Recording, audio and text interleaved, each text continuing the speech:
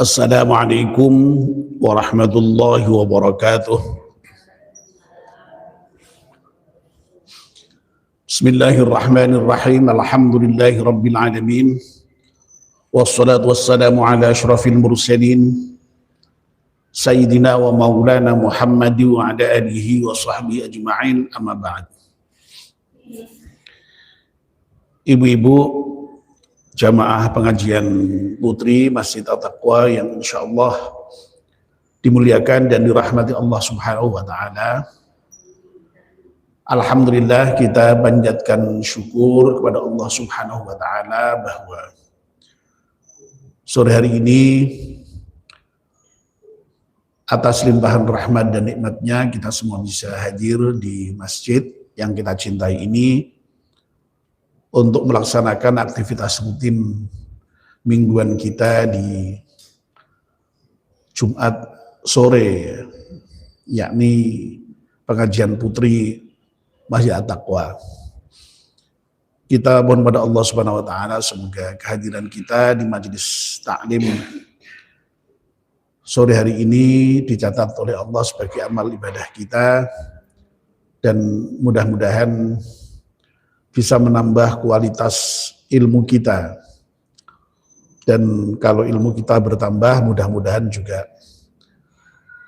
iman kita dan amal kita juga ikut bertambah pula kualitasnya. Amin ya rabbal alamin.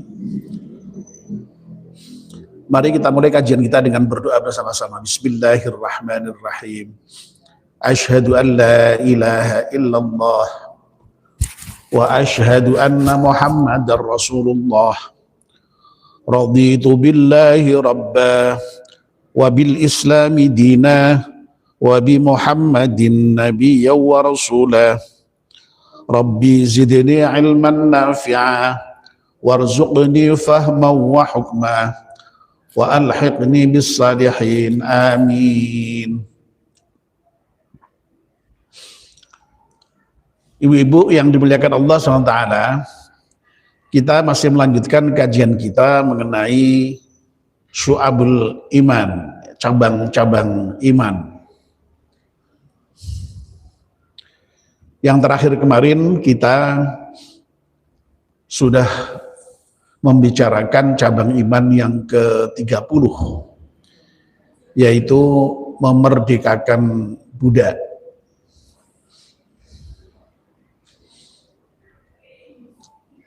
Nah, sore hari ini kita akan melanjutkan pembicaraan kita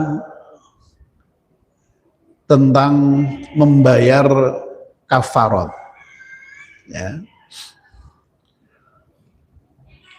Kemarin ketika kita membicarakan tentang memerdekakan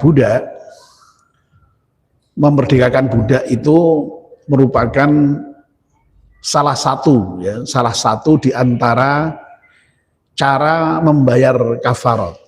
Ya. Itulah sebabnya maka kembali sudah kita bicarakan, ya memang budak itu di dalam Al-Quran tidak langsung dilarang, ya, tetapi semangat Al-Quran itu ingin menghilangkan perbudakan, ya, diantaranya yaitu dengan cara ketika seorang muslim itu melanggar aturan-aturan tertentu, itu untuk membebaskan dari tuntutan dosa itu dengan cara membayar kafarat, ya. Nah, diantaranya dengan memberikan budak. Nah, sore hari ini kita sepenuhnya akan berbicara mengenai membayar kafarat itu sendiri sebagai cabang iman. Ya. Dan Imam Al-Baihaqi, ya, memasukkan membayar kafarat ini sebagai cabang iman yang nomor 31, ya. Dari sekian banyak cabang iman yang nanti akan kita bicarakan sampai selesai. Ya. Nah, sebelum kita membicarakan banyak hal tentang kafarat, ya, nah, ada baiknya kita memahami dulu apa itu yang disebut dengan kafarat itu, ya. Ya. Supaya kita paham itu kafarat itu apa toh, kok di dalam ajaran Islam itu kalau orang melanggar ketentuan-ketentuan tertentu yang nanti akan kita bicarakan, apa saja yang dilanggar yang harus kafarat itu, ya, membayar kafarat itu. Lah kafarat sendiri itu apa? Nah, kafarat itu sebenarnya kalau dari segi kebahasaan, ya, itu berasal dari kata-kata kafaro, ya. Kafaro yakfuru itu artinya menutup, ya. Jadi sama juga dengan istilah kafir itu, ya. Kafir itu sebenarnya artinya menutup, ya. Kalau kafir itu konotasinya menutup diri dari kebenaran, ya. Orang tidak mau beriman dengan menutup diri, tidak mau beriman, itu makanya disebut dengan kafir. Nah, kalau ibu-ibu mengenal istilah kafir, ya, kafir bed itu, ya, kafir itu yang penutup sebenarnya dari segi bahasa, ya, dari segi bahasa, ya, itu artinya penutup. Lah kafarat itu ya memiliki makna yang ada unsur menutupnya itu, ya. Ya. Menutup, menghapus atau menutupi, ya. Menutupi apa? Menutupi kesalahan, ya. Ya.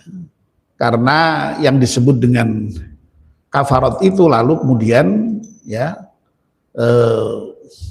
pengertiannya secara istilah itu, ya, merupakan suatu upaya menutupi atau menghapus dosa akibat pelanggaran tertentu, ya.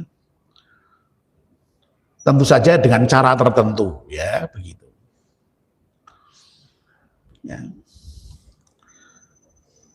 Nah, kalau dalam konteks Islam, ya, kafarat ini diatur itu dalam fikih, ya, karena biasanya menyangkut persoalan ibadah tertentu, ya, sehingga memang kafarat sendiri itu juga merupakan bentuk ibadah, ya, menutup kesalahan atau menutup dosa itu.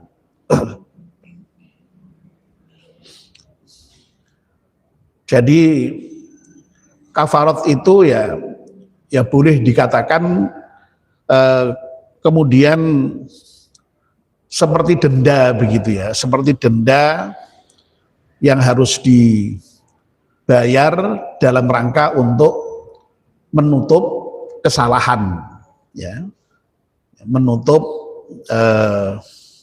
tindakan tertentu yang salah menurut agama. Nah, nanti apa saja yang harus dibayar kafaratnya itu nanti akan kita uraikan, ya.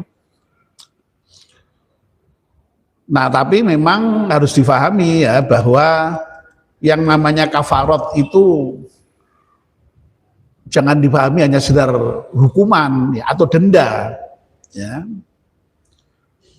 Tetapi sesungguhnya di dalam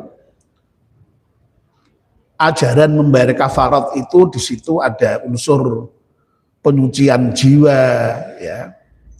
Ada unsur pendidikan moral, ya.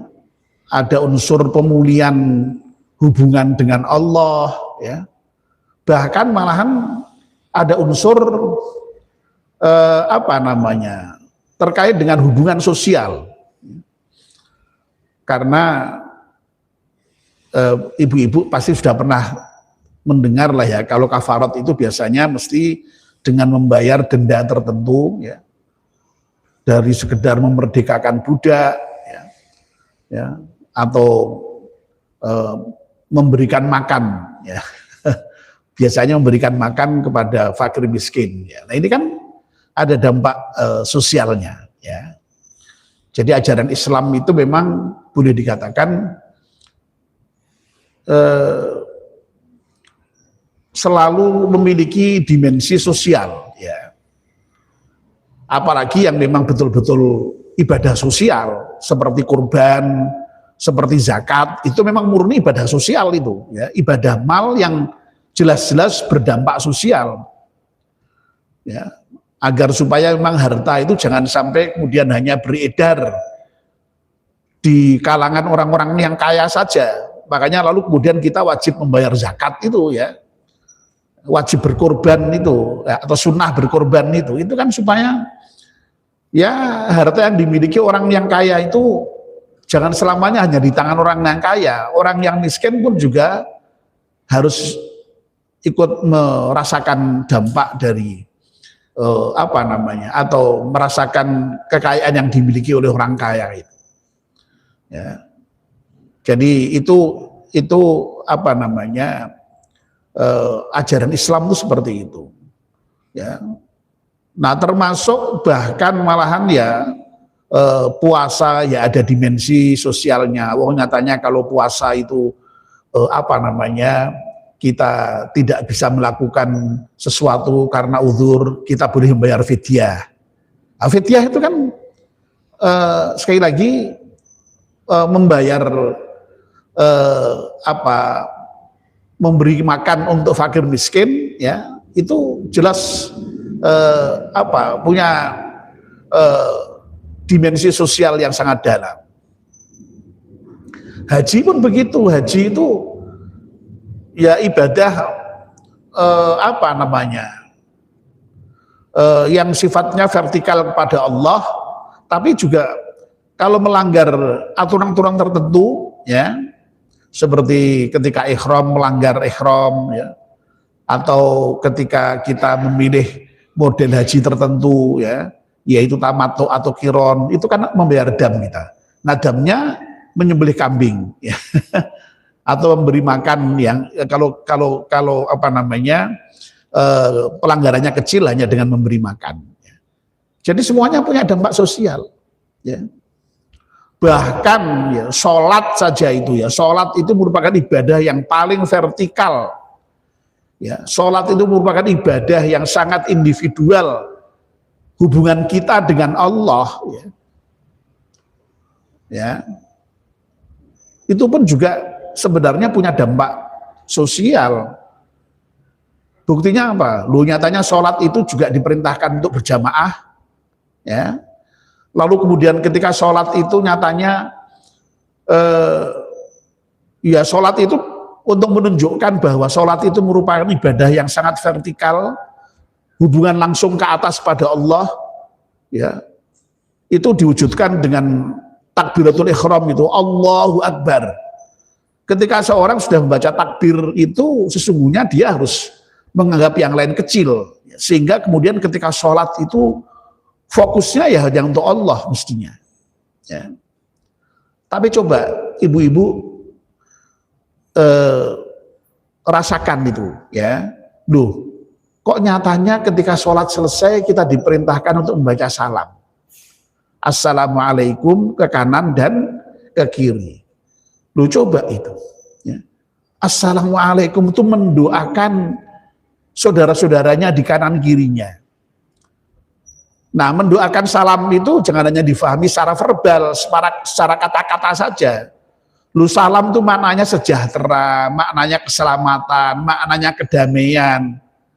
Itu artinya apa? Berarti orang yang sholat, begitu selesai sholat, dia itu harusnya menebarkan kedamaian, menebarkan keselamatan, menebarkan kesejahteraan kepada orang yang ada di kanan kirinya. Jangan kok malah sehabis sholat malah ngelarani tanggane. Jangan habis sholat kok malah konflik sama saudaranya. Jangan kok habis sholat malah kemudian lalu nyuri sandal. Wah, ya nggak kena itu sholatnya itu, ya. Jadi justru orang tuh sehabis sholat itu betul-betul kemudian lalu betul-betul merealisasikan hubungan baiknya dengan Allah itu kemudian menjadi hubungan baik dengan sesama manusia. Saya sudah berhubungan baik dengan Allah, saya akan berjanji untuk berhubungan baik dengan orang lain. Begitu itu makna salam itu sebenarnya.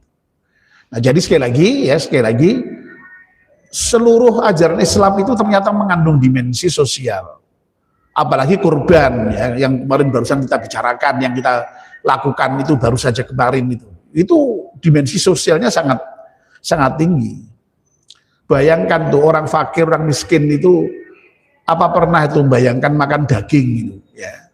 Ya minimal setahun sekali itu orang miskin itu ya bisa makan seperti yang dimakan oleh orang kaya ya, dengan bisa makan daging dengan rodok bebas ya, orang takut kantongnya jebol begitu. Masya Allah ya, itu ajaran Islam. Nah termasuk nuwun sewu sekali lagi ya, membayar kafarat itu ya memang dimensinya sepertinya dimensi hukuman begitu ya, denda ya, harus membayar ya.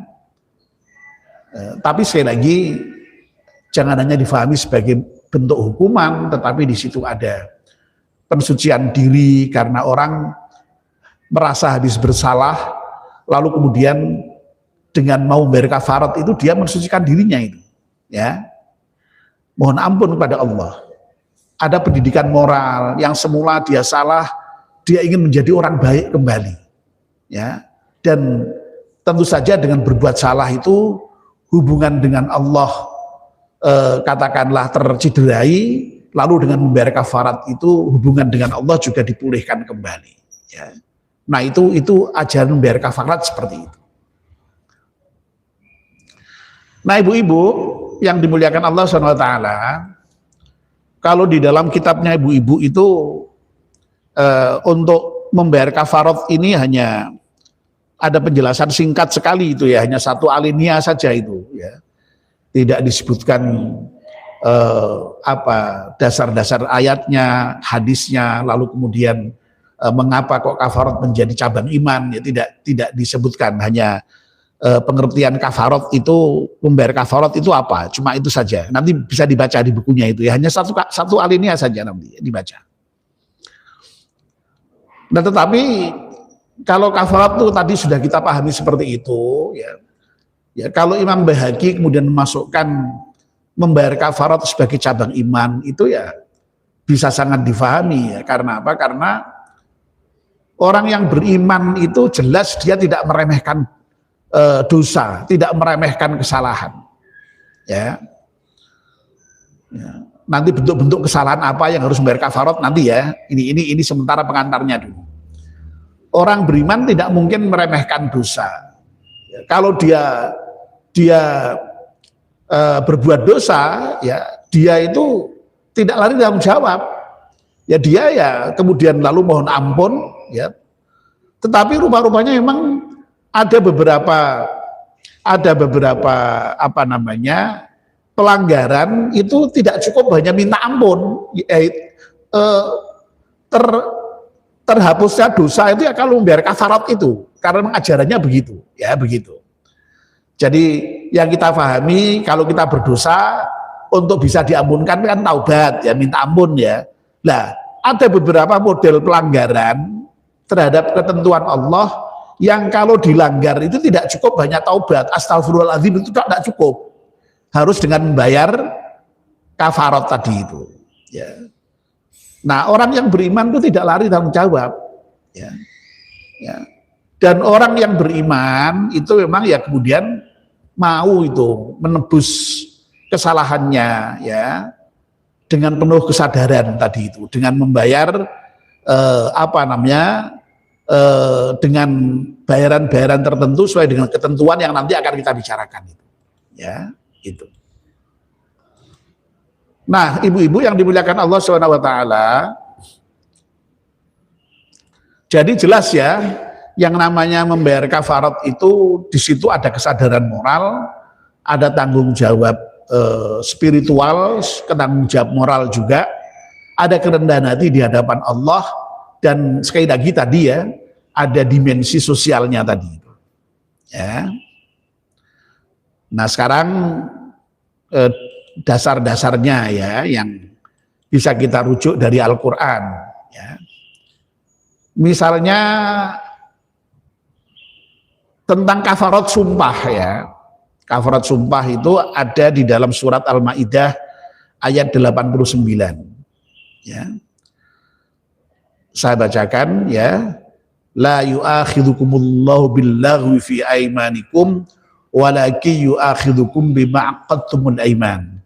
Fakaffaratuhu it'amu asyarati masakin min awsati ma tut'imuna ahlikum aw kiswatuhum aw tahriru raqabah faman fasyamu thalathati ayyam.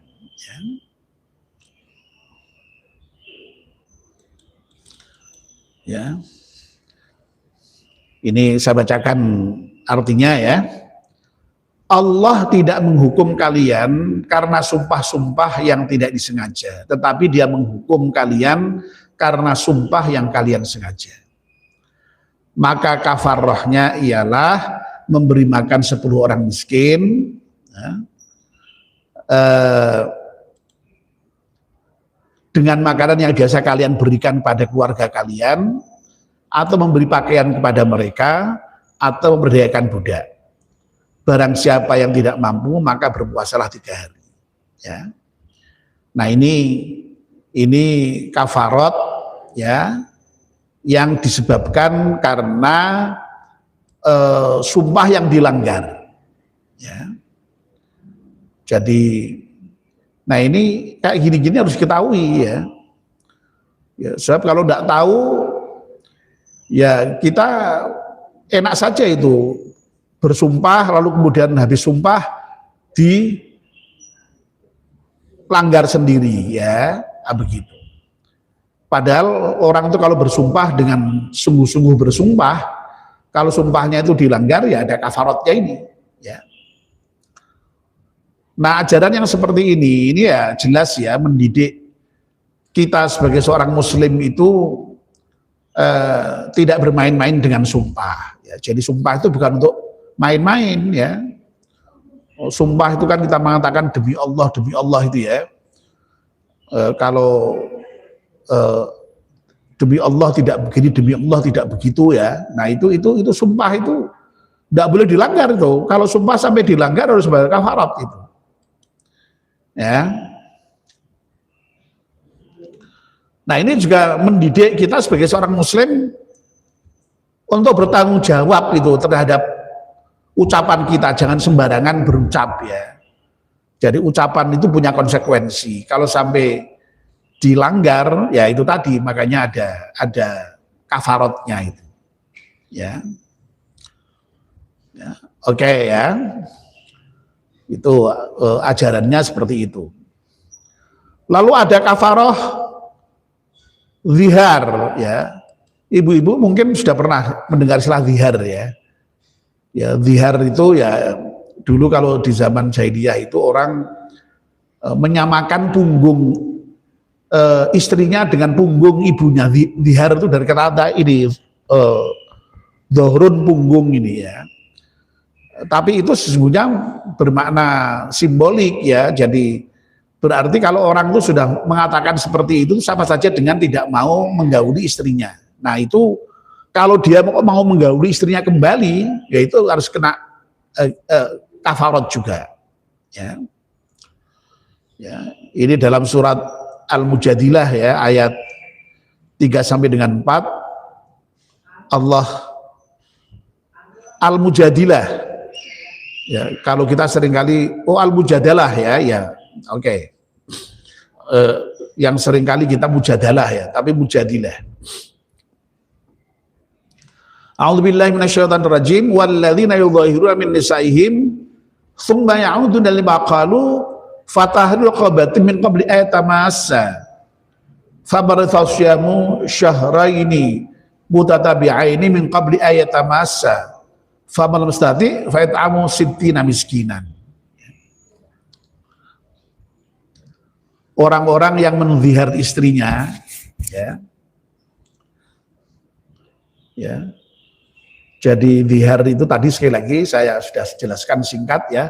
Zihar itu adalah ucapan seorang suami kepada istrinya, engkau bagikan ya, engkau bagiku seperti punggung ibuku. Ya. Itu ucapan zihar. Nah dalam budaya Arab jahiliyah, ya, ucapan seperti itu berarti penghinaan dan sekaligus juga perceraian kasar itu. Ya. Ya.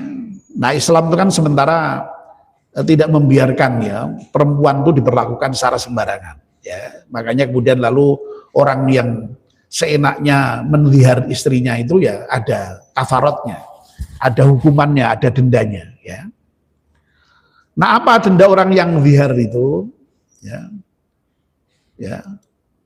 Barang siapa yang melakukan zihar pada istrinya, ya, kemudian ia menarik kembali ucapannya, ya, jadi setelah dia melakukan zihar itu kemudian ditarik, ya, artinya dia menyesal dan menarik ucapannya, ya, maka sebelum keduanya bercampur, ya, artinya seorang suami berhubungan kembali dengan istrinya, itu dia harus membayar kafarat. Kafaratnya apa? Wajib memerdekakan seorang budak. Nah ini yang kemarin sudah kita singgung gitu ya. Nah kalau sekarang ini kan sudah nggak ada budak ya, apa berarti? Berpuasa 2 bulan berturut-turut, wah berat, berat ya. Nah sebelum berhubungan dengan istrinya ya. Nah kalau kon pasorong sasi berturut-turut tidak mampu ya, baru kemudian boleh memberikan makan kepada 60 orang miskin. Ya. Ya, jadi apa namanya ini kalau apa namanya kafaratnya kafarat zihar.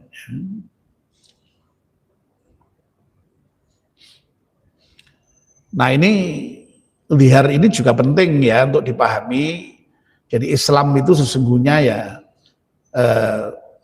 ingin menjaga kehormatan perempuan. Jangan perempuan itu dihina dengan ucapan-ucapan kasar ya. Ya, mendidik tanggung jawab rumah tangga ya. Dan supaya ya laki-laki itu menjaga emosinya, jangan mudah ngomong sembarangan apa namanya kepada istrinya itu ya. Oke. Ada lagi kafarat itu terkait dengan pembunuhan yang tidak sengaja. Oh, kalau pembunuhan dengan sengaja ya hukumnya ya berat ya. Nah, bisa kisos ya dalam Islam ya. Tapi kalau membunuhnya tidak sengaja ya, itu juga diwajibkan membayar kafarat ya. Kafaratnya itu yaitu dengan memerdekakan seorang budak mukmin dan membayar diat kepada keluarganya. Ya. Apa ada itu membunuh dengan tidak sengaja itu ya ada toh ya. Misalnya orang berburu di hutan ya sebenarnya kepinginnya menembak buruan ternyata kena orang lain ya, kena manusia ya, itu kan sok terjadi ya itu membunuh dengan tidak sengaja. Apalagi contohnya orang menabrak orang di jalan ya itu kan juga ya biasanya karena tidak sengaja. Jarang yang ya mungkin ada orang yang menabrak dengan sengaja ya ada, tapi pada umumnya orang ya tidak sengaja ya. Ya meskipun tidak sengaja tapi bukan berarti lalu selesai ya. Jadi tetap harus diwajibkan untuk membayar kafarat. Ini ya bentuk sebagai tanggung jawab moral dan tanggung jawab sosial tadi itu. Ya. Dalam rangka untuk menghargai terhadap nyawa manusia dan juga mendidik orang untuk hati-hati. Jangan sembarangan lah ya. Jangan kok dumeh kalau nggak sengaja lalu boleh bebas dari hukuman enggak ya. Dalam Islam ada membayar kafarat ini. Ya. Nah kalau dari hadis ya saya kira Mungkin ibu-ibu malah sudah pernah dengar ya, akrab ya. Ya seperti yang juga kemarin sudah saya singgung itu ya. Jadi hadis tentang seorang sahabat ya yang puasa-puasa ngapain Bu? Ya, berhubungan seksual ya, suami dengan istrinya. Ya tapi orang ini ya baik ya, meskipun toh dia melakukan hubungan seksual tidak kok kemudian diem ya, tapi dia lapor pada Rasulullah. Waduh Rasulullah, cilaka saya. Dulu kenapa? Oh, saya ini puasa-puasa kok. Tadi baru saja saya itu berhubungan dengan istri saya. Gitu. Waduh ya.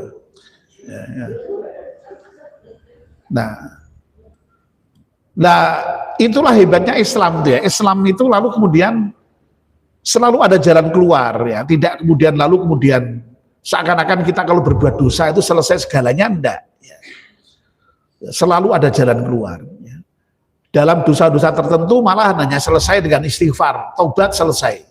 Tapi kalau tadi ya kesalahan-kesalahan tertentu ya, tadi ya melanggar sumpah, melakukan zihar istrinya, lalu kemudian membunuh dengan tidak sengaja, ya, termasuk ini ya, poso-poso awan-awan kok berhubungan seksual dengan istrinya ya, wah dengan istrinya aja membayar kafarat, ya. Wah apalagi kok tidak, wah tambah karuan dosane ya, tumbuk-tumbuk itu malahannya, wah dengan istrinya aja membayar kafarat, ya. Lalu Kanjeng Nabi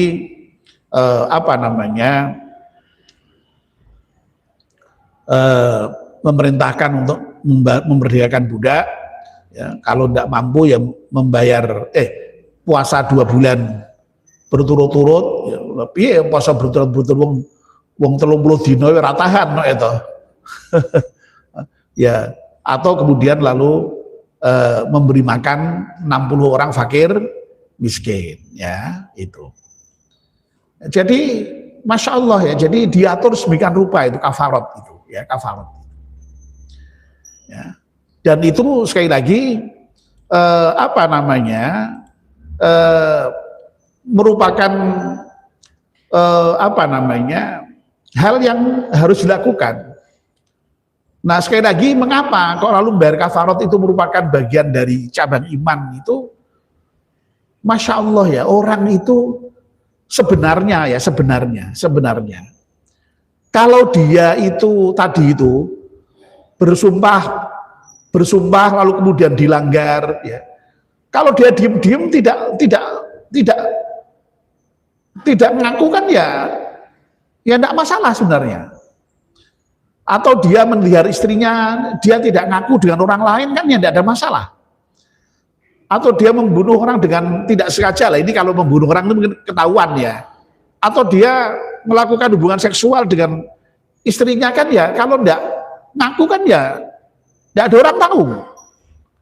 Tapi inilah ya semangat orang beriman itu kemudian mau menyadari kesalahannya dan mendeklar bahwa dia salah dan kemudian mau menebus kesalahannya. Loh itu kan luar biasa itu. Ya itu. Ya, yang menunjukkan bahwa di situ ada dimensi imannya tuh di situ itu. Ya. Ya. Anak misalnya mau menang-menang karepe dhewe kan ya orang mesti ngerti janjane. Tapi orang yang beriman itu kalau dia salah dia gentleman. Ya.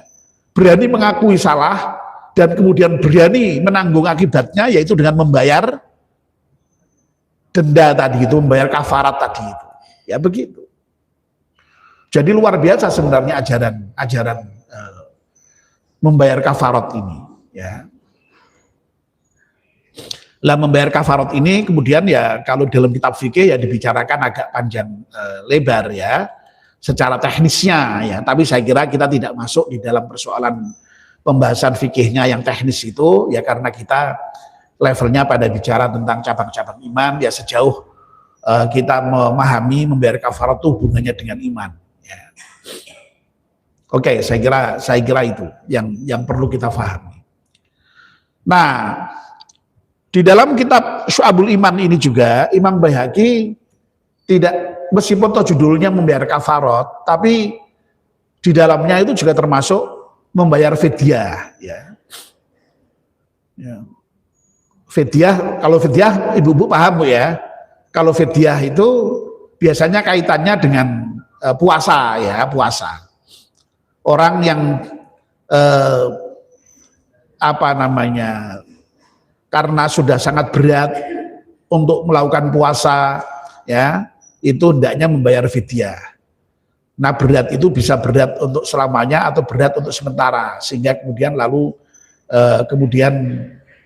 di samping fidyah juga ada mekanisme qadha itu ya. Tapi intinya ada mekanisme yang disebut dengan fidyah.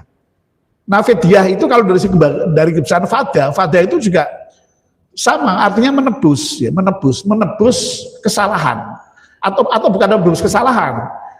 Memang antara fidyah dengan kafarat ini agak beda.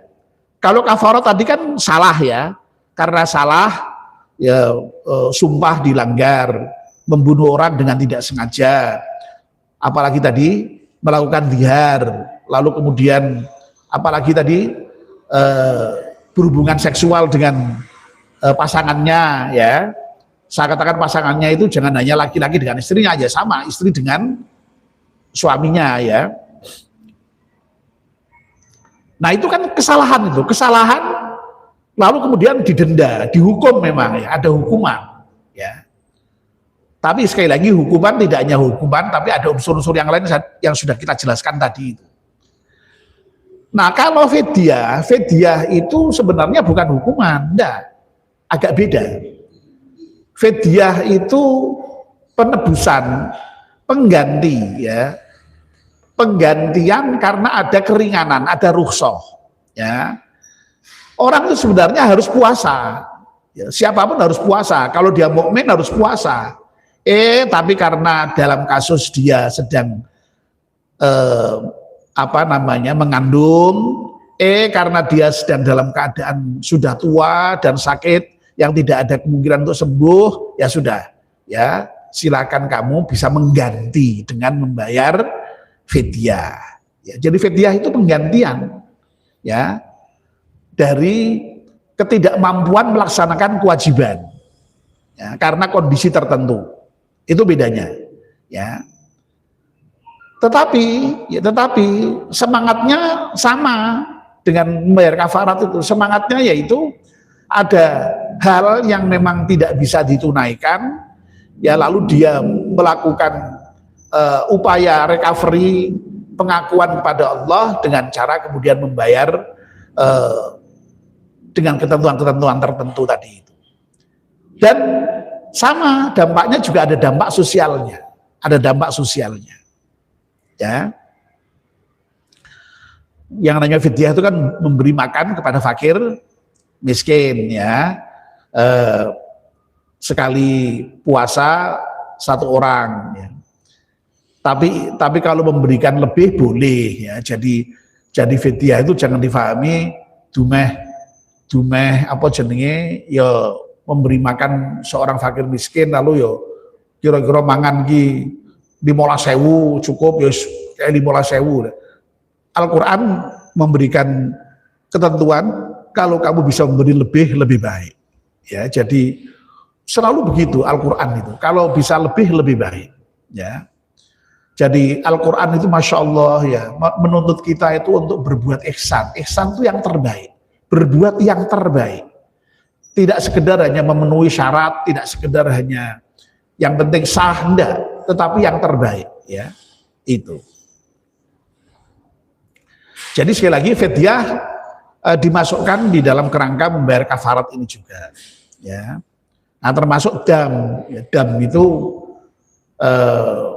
ya terutama nih kalau kita haji ya, sekarang ini orang-orang yang sedang berhaji itu kan ada dam ya. Dam itu juga macam-macam ya. Ya, ada yang memang karena pilihan dalam pengertian tadi itu, yang seharusnya dia tuh kalau melakukan ini tidak kena dam, Ya, tapi karena dia memilih yang lain kena dam. Apa itu? Seperti memilih apakah haji ifrad, haji kiron atau haji tamato ya. Kalau ibu-ibu yang sudah pernah haji pasti tahu lah. Nah, orang Indonesia itu pada umumnya memilih haji tamato ya. Haji tamato itu haji senang-senang ya. Kenapa kok senang-senang? Ya karena apa namanya? Begitu umroh, begitu datang itu langsung melakukan umroh wajib ya. Setelah tahalul kita boleh memakai pakaian biasa, melepas pakaian ihramnya ya, sampai kemudian waktunya prosesi haji datang ketika kita berangkat ke Arafah ya, Muzdalifah, Mina, dan sampai tahalul itu ya. Di luar itu boleh memakai pakaian biasa ya. Kalau yang ifrad kan enggak, ifrad itu sampai berapa lama pun kita di sana ya, selama itu pula kita pakai ihram sampai selesai haji. Nah, orang yang memilih haji tamato dan juga haji kiron, ya, kiron itu berarti membarengkan antara umroh dan haji, niat dengan satu kali, ya. Nah itu juga kena damnya dengan menyembelih kambing, ya, menyembelih kambing. Ya. Dan menyembelih kambing itu, ya, kalau menurut kitab-kitab fikih ya menyembelihnya di sana ya, di sana ya. Baru yang sekarang ini lalu kemudian ada persoalan ya, boleh enggak kalau disembelih di sini ya, nah, itu ada pandangan yang berbeda. Ya, tapi kalau MUI ya, MUI dan beberapa kiai ya, yang saya tahu Kiai Mustain Syafi'i dari Jombang itu kekeh itu ya, jadi harus disembelih di Makkah ya. Termasuk MUI juga mensyaratkan harus disembelih di tanah suci, tidak boleh disembelih di sini. Tapi Muhammadiyah membolehkan ya. Nah, Kementerian Haji sendiri ya karena ada perbedaan pendapat, akhirnya yang menyerahkan kepada masing-masing orang ya yang melakukan membayar dam itu sesuai dengan keputusannya masing-masing ya. Jadi Kementerian Haji membuka peluang itu. Tapi sekali lagi MUI sendiri sudah membuat fatwa harus disembelih di tanah suci karena memang kalau fikih-fikih lama semua memang ya disembelih di tanah suci ya. Nah, begitu. Ya, nampaknya mulai tahun ini mulai diperdebatkan ya. Nah, ya kembali kepada yang bersangkutan masing-masing ya.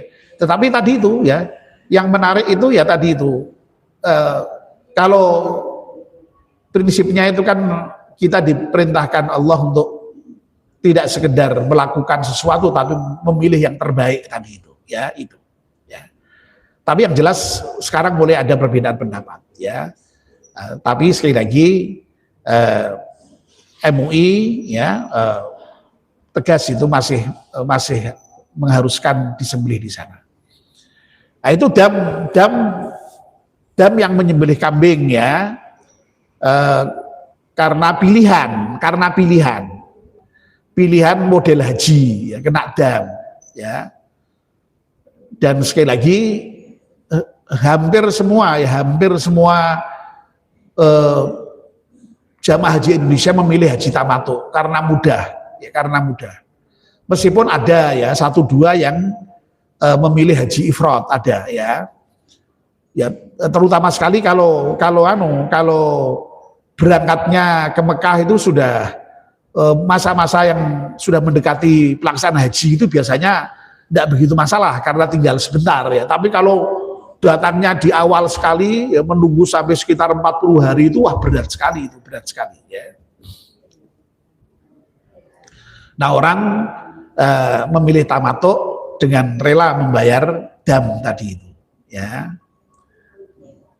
Nah dam yang lain terkait dengan haji dan umroh itu ya yang melanggar apa namanya, larangan saat ihram itu. Ketika ihram itu kan banyak larangan ya, tidak boleh pakai wangi-wangian, tidak boleh menutup kepala, ya, tidak boleh potong rambut, potong kuku, tidak boleh macam-macam. Nah itu kalau saat dilanggar, pelanggaran kecil ya, pelanggaran kecil tapi tetap juga ada kafaratnya, ada damnya, ada dendanya ya, dengan puasa ya, dan seterusnya itu ya. Jadi itu apa namanya, sekali lagi ketentuan-ketentuan ya yang oleh Allah diberikan ya, sekali lagi untuk memberikan peluang kepada orang muslim itu, kalau di dalam melaksanakan ibadah yang ibadahnya itu sudah ditentukan dengan ketentuan-ketentuan tertentu, loh kok ternyata masih ada pelanggaran, itu tidak kok kemudian akhir dari segalanya ya, tetapi Allah masih memberikan jalan keluar ya, jalan keluar untuk memperbaiki kesalahan itu, yaitu dengan cara membayar kafarat atau fidyah atau dam, yang meskipun tadi pengertiannya berbeda-beda tapi punya semangat yang kurang lebih sama, sehingga kemudian itu biasanya kemudian dimasukkan di dalam satu kerangka dalam cabang-cabang iman itu sebagai membayar kafarat gitu. Ya. Nah saya kira ibu-ibu ya dengan penjelasan yang seperti ini mudah-mudahan relatif sudah paham lah ya, paham tentang makna kafarat ya, dan bagaimana membayar kafarat itu merupakan cabang iman ya, dengan ketentuan-ketentuan sebagaimana yang tadi sudah kita bahas relatif panjang lebar tadi itu ya. Nah, sekali lagi intinya memang yang namanya kafarat itu ada unsur sekali lagi ada unsur denda, ada unsur hukuman, tetapi jangan hanya difahami sebagai hukuman ya, di situ ada kesadaran moral, ada pensucian jiwa, ada upaya recovery hubungan dengan Allah, termasuk juga ada dimensi dampak sosialnya tadi ya. Demikian ibu-ibu ya yang bisa saya sampaikan untuk kajian sore hari ini ya, mudah-mudahan bermanfaat. Mari kita akhiri kajian kita dengan berdoa bersama-sama. Bismillahirrahmanirrahim. Wal 'ashri innal insana lafi khusrin illa alladziina amanu wa 'amilus shalihati wa tawassaw bil haqqi wa tawassaw bis sabr. Subhanakallahumma wa bihamdika asyhadu an la ilaha illa anta astaghfiruka wa atubu ilaik. Wassalamualaikum warahmatullahi wabarakatuh.